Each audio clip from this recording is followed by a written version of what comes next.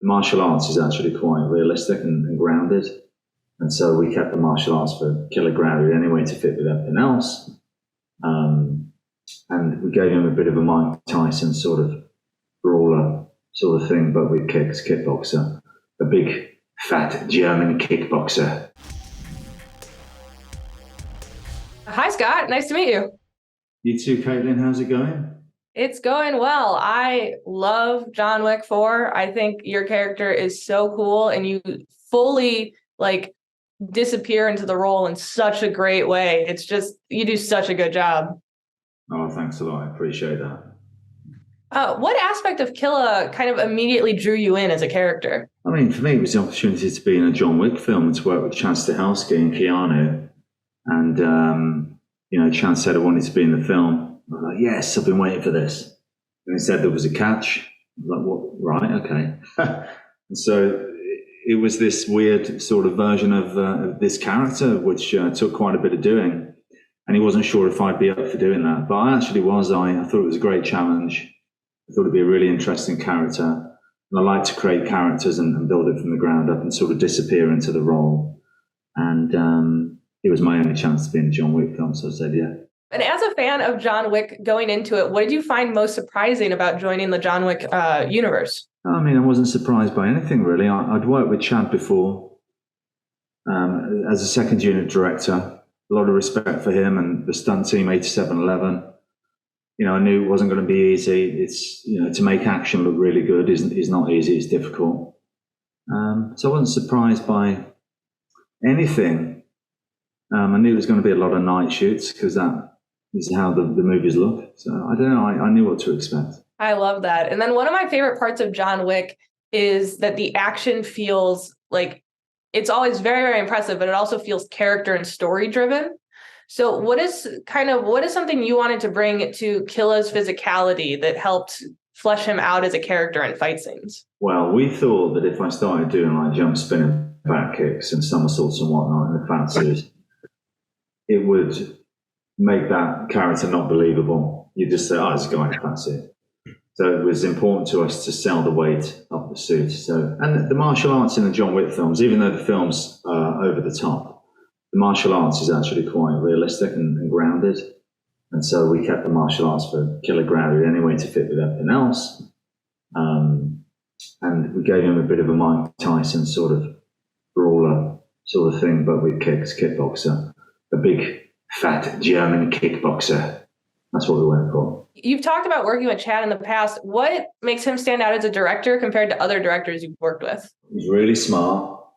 He's extremely experienced as a stuntman, as a stunt coordinator, as a second unit director. He understands action like no other director I've ever worked with.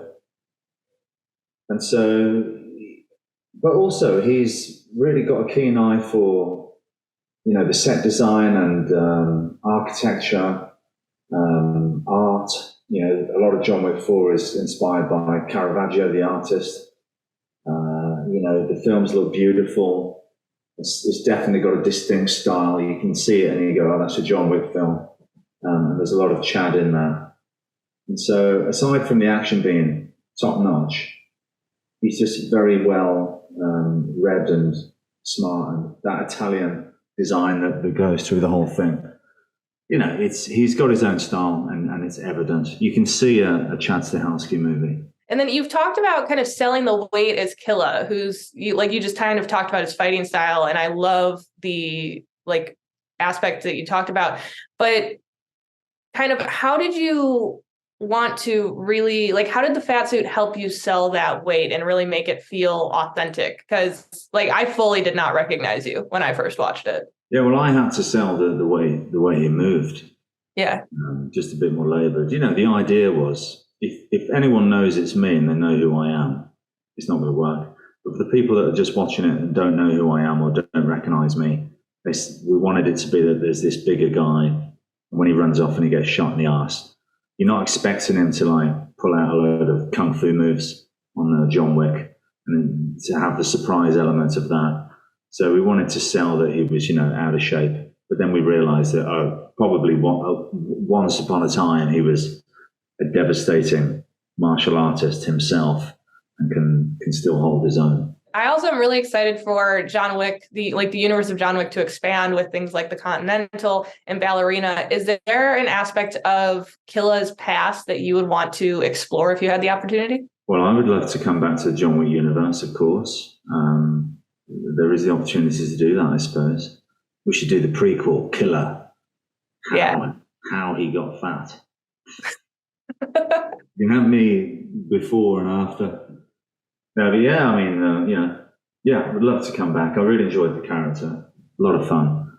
People seem to really respond to him. And of course, they're well thought of movies with, I'd love to do that, yeah. If you had the chance to work with kind of in another corner of the John Wick universe or with another character, is there one that you kind of in your head were like, oh man, I would have loved to share the screen with them? Or did you kind of like hit the jackpot for yourself? John Wick character from another John Wick film? Yeah. Well, I'm a big Mark Dacascos fan. I'd love to have worked with Mark.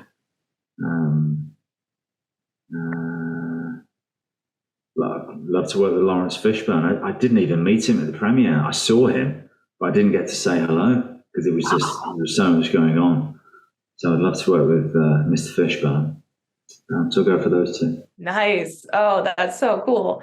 And then what did you want to do for Killa to make him stand out from other antagonists that John Wick fights? Because I've always found it so cool how every fight feels different with John Wick. Yeah, every fight does feel different.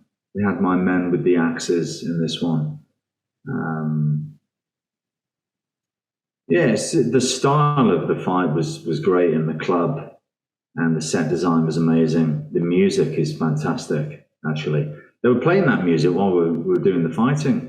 I didn't even realise. I thought it was some music from a previous John Wick film, but I remember now that it was that. With the water and everything, it's very stylised, that section of the movie, like even more stylised than a lot of it. It looks amazing. Proud to be part of it. I love the water coming down. That was such a cool piece of it too. I don't know how you did that. Apparently, Chad Stahelski's father was a plumber, and they had some water-like features in the house similar to that, and that's where I got the idea from. But then when you're pumping out of 3 floors in this industrial building, it's a little bit more difficult to get all that water up there. But it was amazing. So what did you learn from working on John Wick that you want to take into future projects? I just really appreciated how Chad took the time with the cinematographer Dan Louston and, of course, the set design by Kevin Kavanagh, but to really make those shots look incredibly cinematic and to give everyone the time to be able to do that, because that's what makes movies, really, isn't it? That's what cinema is. It's those amazing shots that they do and the action within it. But he always had an eye to making sure that everything just looked pristine and classy. And I appreciate that, of course. And then you've worked with so many great action stars. What makes Keanu stand out from the others that you've worked with? He's just got this likability, hasn't he? Because it's Keanu. He's so likable.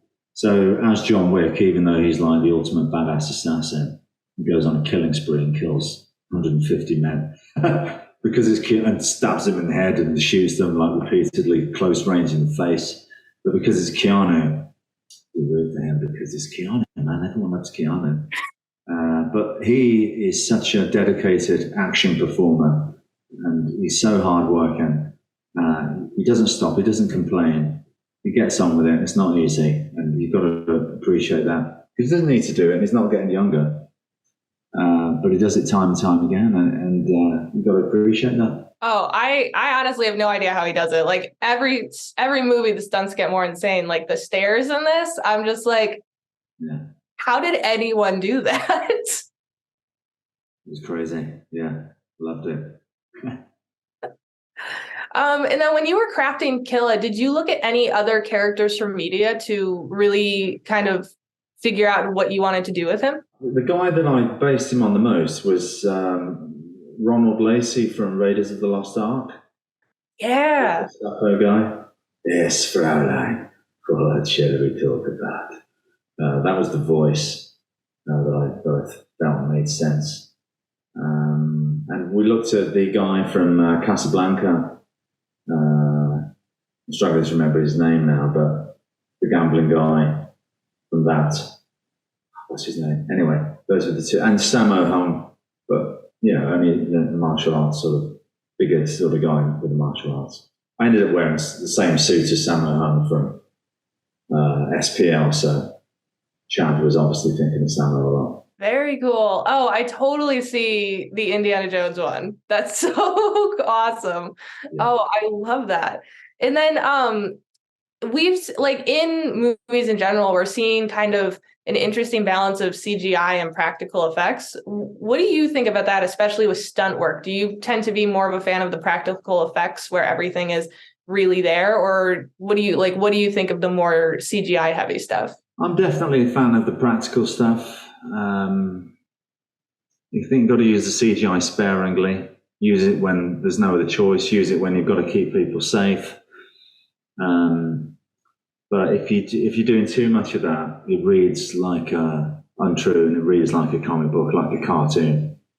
So you have to do as much practical as you can, I think. No, I agree. I personally, I love the practical. I always grew up watching, so I always appreciate when that is what's used. And then how much of Killa's backstory did you have kind of created for yourself going into this? Because we don't really get into it in the movie, but I'm curious how much you wanted to have to really establish who this guy was. Yeah, well, did a fair bit, but I won't say what it is, because even if it was brought back in some strange twist of fate, whatever the writer writes is what the writer writes. What I've got in my head works for me at the time. But I've been in that situation before, and then the whole past is rewritten, and you think, well, I wasn't doing it that way, but okay, whatever. You're the writer. Is there any other big franchise, like be it action or just any kind of franchise in general, that you would like to kind of dive into next? Because I think you're great in this, and I would love to see you in more things like this too. No, nothing in particular. Just want to keep making interesting movies and working with good directors. Maybe some more bigger films, that'd be nice. But nothing in particular. Just some big budget movies where they pay me lots of money, please. That's fair. Yeah, I'm joking, but not really. I love it. And is there anyone else that you've worked with in the past that you think would be perfect to join the John Wick universe? I think Jason Momoa would be good. I haven't worked with him, but he would be good, wouldn't he? He'd be great in the John Wick universe, I think. Who else? I'm sure there's loads. But yeah, Jason Momoa, he would be pretty cool, wouldn't he? That would be so cool. That's all I want now, because he was fantastic in Fast X. Now I want to see him in John Wick. Yeah. Oh my gosh. Thank you so much for taking the time to talk with me. Like I said, you are phenomenal in this movie, and I just want to see Killa in even more. And I loved it. Honestly, you play a part that you could come in as another character, which would be very cool as well. Yeah, bring me back as Killa's thin brother looking for revenge. Yeah, you just wrote the next movie. You're set. I'll do another German accent. I'll rip off another actor that did a different German accent. I love it.